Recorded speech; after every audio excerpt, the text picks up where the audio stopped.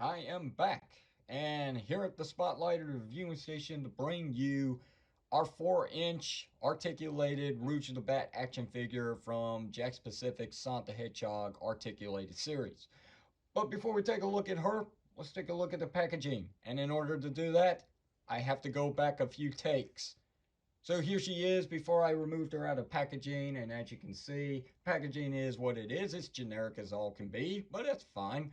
We got ROUGE the BAT right there at the bottom, just indicating that this is the figure that you will be receiving in this package. On the back of the package is where everything shines, basically. You get your key points of articulation, which is 15. I do believe that it's the most so far out of this series. She also has an accessory, which is her heart bomb, which was commonly used throughout the gaming franchise. And the last thing to really show off here, outside of the other figures available in this series, is her quick bio. And here's a look at the figures that come in this series. So here's ROUGE the BAT, Supersonic, Shadow, and Dr. Eggman. Right, so back to current events here, and let's take a look at ROUGE the BAT in all of her glory. Like I was saying, back to ROUGE, and you can see it's a very nice interpretation of her video game model. Looks great. The proportions are pretty much perfection here.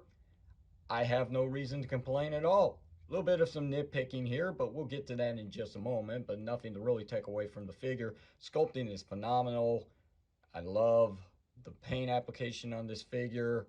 Probably the cleanest figure I own out of this series. Just great. You can see.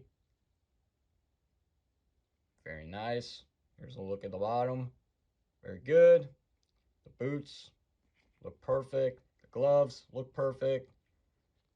The heart symbol on her chest looks perfect. I mean, it's all perfect. Looks good. I can't complain. Wings, they are a bit transparent. You can kind of see my finger from behind here moving up and down, which gives it a nice touch. It does pop in the light in some places. Very nice.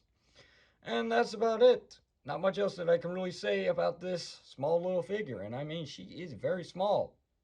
But we'll get to the real feature here, and that's her articulation with that 15 points. Let's count it. We've got the swivel at the head, which is all you can really ask for. We've got the pin disc shoulder joints to get your inward and outward movement. You've got elbow joints for this figure. Not 90 degrees, but good enough. It works great. We have a swivel below the elbow joint. We have a swivel at the wrist joint. Not really necessary because this gets the same amount of range here without any hindrance whatsoever, and this just breaks up the sculpting here. I kind of wish that they had just let this be. We've got nothing at the waist, which is fine. The wings do flap about, kind of loose, but you can tighten those up with some floor polish. They are on your standard hinge joints here. Would have been nice if they were ball joints, but what are you gonna do? I forgot to mention this. There is one little bit of an inconvenience with this hinge joint, and that is that it does involve with the sculpting of her back here. You can see that is a bit of an eyesore, but the good news is you're not really gonna be showcasing that too much. As long as you keep her wings spread out the way they're supposed to be, you will hardly notice it. So down to the legs, and we've got those blasted hip joints that I despise the most out of this series, where you have to face it one way in order to get her kicking forward and get her kicking back, and then you got to turn it this way to get her to kick inward and outward, which is something that they perfected with Amy Rose, but due to the sculpting of this figure, I guess they had no other alternative but to return to this form. But other than that, we've got knee joints. Barely, but it is there. Works better going this way, but it looks like she broke her leg. We've got a swivel cut at the bottom of the knee joint, and we've got a swivel cut here at the ankles. I know some of you were hoping maybe this would be a ball joint, but no, you're just bending the plastic here. It's just a simple peg shooting straight up into the leg. Here's ROUGE the BAT's weapon of choice that she comes with here, which is her heart bomb. Nicely painted all around, completely painted as I turn this an entire 360 so you can see that blue line does go all the way around. Very nice work here, no sloppiness, looks good, and of course the figure can hold it just fine. That took no effort whatsoever, and balancing I don't think is going to be a problem here. This is going to hold up for a few years on display. Here's Knuckles the Echidna, so you can get an idea between these two in scale. Perfect, in my opinion.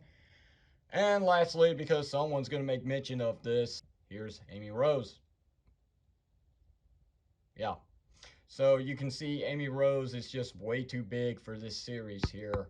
Totally out of scale. Hopefully Jakks Pacific will correct this down the road, but only time will actually tell on that one. So that's my review on Jakks Pacific's 4-inch ROUGE the BAT, but you can just call it ROUGE because that's what it says on the packaging anyway. Overall, this is a win. Its figure is a 10/10. Just perfection. What more can I say about it? Definitely a nice addition to your Jakks Pacific Sonic the Hedgehog collection. I cannot wait to see what they have down the pipeline. But in the meantime, hopefully you enjoyed this one. And if you did, feel free to leave a like, comment down below on this video. And until next time, this is Reddish Power signing off, saying thanks for watching this, and I will see you whenever you see me.